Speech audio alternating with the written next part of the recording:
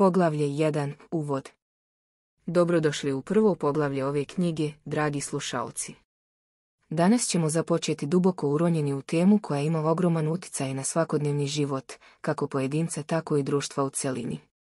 Govor kao oružje, veština upravljanja rečima, predstavlja ključ za postizanje mnogih ciljeva u životu, od izgradnje uspješnih međuljudskih odnosa do ostvarivanja profesionalnih ambicija. Da bismo bolje razumjeli dubinu ove teme, prvo moramo shvatiti moć koja se krije u svakoj izgovorenoj reči. Govor nije samo sredstvo komunikacije, on je osnovni instrument ljudskog izraza i mehanizam putem kojeg oblikujemo naše okruženje. Kroz govornu sposobnost mi prenosimo misli, osjećanja, ideje i vrednosti.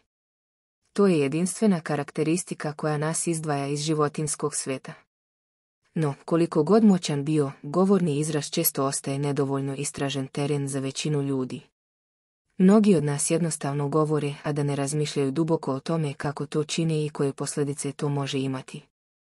Ovo poglavlje ima za cilj da vas podstakne na razmišljanje o svakoj izgovorenoj riječi i da vam pomogne da razvijete svijest o govoru kao instrumentu promjene i utjecaja.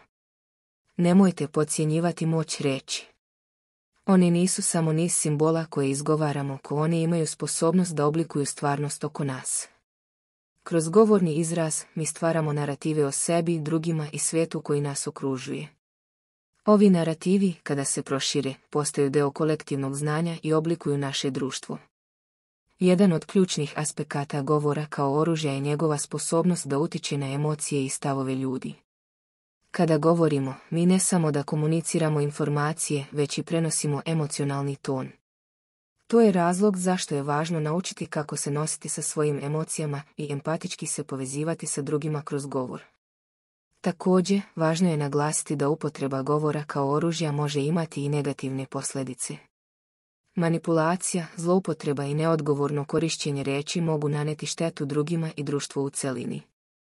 Zato je etika u govoru još jedan ključni aspekt koji ćemo istražiti u ovoj knjizi.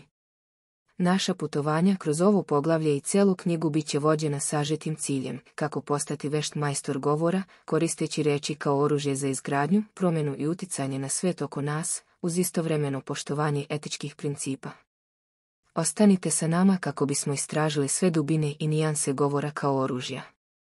Zajedno ćemo rasti i razvijati svoje veštine kako bismo postali bolji komunikatori i utjecajniji pojedinci u svijetu koji se neprestano menja. Ako imate neku želju za temu koju biste voljeli da poslušate, pišite nam u komentarima, a mi ćemo se potruditi da u budućnosti obradimo tu temu. Poglavlje 2. Moć riječi. Dragi čitaoci, u ovom poglavlju duboko ćemo zaroniti u suštinsku temu o moć riječi. Riječi su osnovna sredstva komunikacije među ljudima, ali one su mnogo više od toga. One su alatka kojom mi izražavamo svoje misli, emocije i ideje. One su most koji povezuje unutarnji svijet svakog pojedinca sa spoljnim svijetom, omogućavajući nam da delimo svoje najdublje razmišljanje i osjećaje sa drugima. Da bismo shvatili pravu moć riječi, moramo razumjeti da one nisu samo puki simboli i zvukovi. One imaju dublje značenje i utjecaj nego što se obično prepoznaje. Kada izgovaramo riječi, mi ne samo prenosimo informacije, već stvaramo utiske, formiramo slike u umovima drugih ljudi i utičemo na njihove emocije. Recimo, zamislite moć jedne jedine rečenice izgovorene s ljubavlju. Ta rečenica može podići nečiji duh, pružiti osjećaj ljubavi i podrške i izgraditi dublje veze među ljudima. S druge strane, ista ta rečenica izgovorena s cinizmom ili podrugljivim tonom može nanijeti bol, stvoriti osjećaj nesigurnosti i odbacivanja. Sada, zamislite tu istu moć reći primijenjenu u širem kontekstu, na nivou društva i kulturi. Riječi imaju moć da oblikuju naše kolektivno razmišljanje, da utiču na naše stavove i vrednosti, pa čak i da pokrenu promjene u društvu. Veliki govornici i lideri kroz istoriju su koristili moć riječi da inspirišu mase, da pokrenu revolucije i da oblikuju tokove istorije. Ali, kao što sa svakim moćnim alatom dolazi odgovornost, tako i sa moći riječi dolazi potreba za pažljivim i odgovornim korišćenjem. Riječi mogu biti i mač koji seče u dva pravca.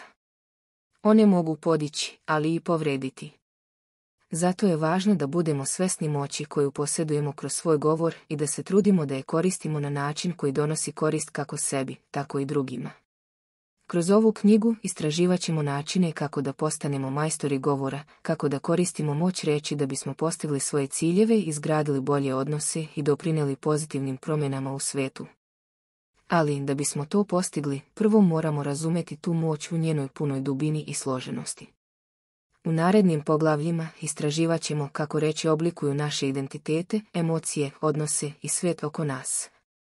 Razmotrit ćemo i vještine komunikacije, etičke aspekte govora i mnoge druge aspekte ove teme.